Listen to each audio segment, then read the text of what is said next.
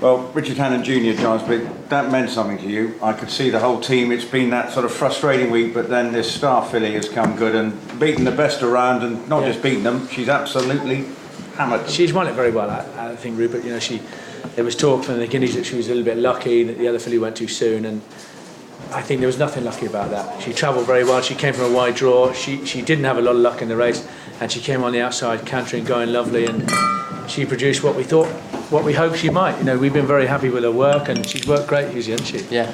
You know, ever since the Guineas.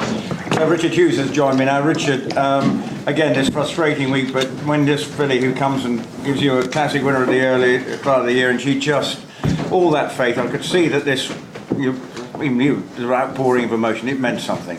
Yeah, but we always felt she didn't get the credit she deserved. She won the Guineas, you know, coming from a long way back, and you know, we always never lost faith in the filly, even in America when we didn't get a run. We said, at least we know how good she is. In fairness, Hughes did say, when he got off her in the Breeders' Cup, he said she'd win the Guineas, and she did. I didn't believe him at the time. Didn't believe him until yesterday, but I do now. And coming into today, after the sort of frustrations, you know, all these sort of near misses, was there a feeling that this might not be your week, even with this filly? Well, luckily, we had a chat about what we're going to do in the parade ring, and terrible draw, and Junior said to me, listen, go out and enjoy yourself and do what you always do.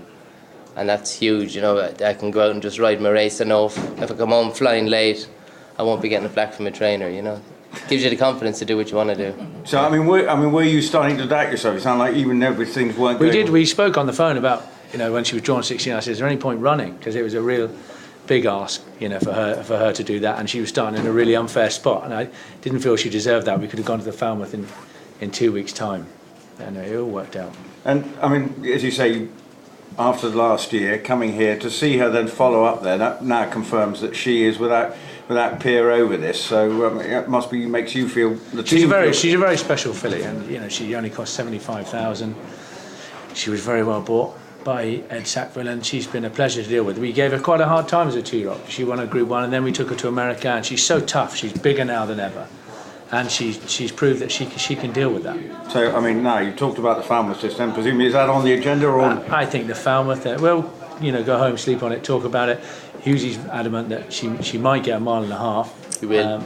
She will. But then, you know, the races like the Arc are options. But I mean, could you see her going keep? I mean, you talk about tough, and this is a long campaign, but she takes. In time, she'll definitely get a trip. But the key to her is she needs that top of the ground, and that is really does help her now.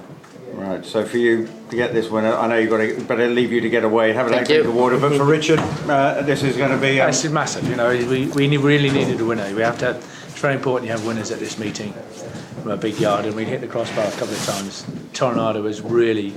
He ran so well, and it was really hard to see him finish second after the two of them taking each other on from 2 furlongs out, and I think we deserved it. You Hannons don't duck a challenge, so you want to take Dawn Approach on again, won't you? Presumably? Yeah, absolutely. Yeah.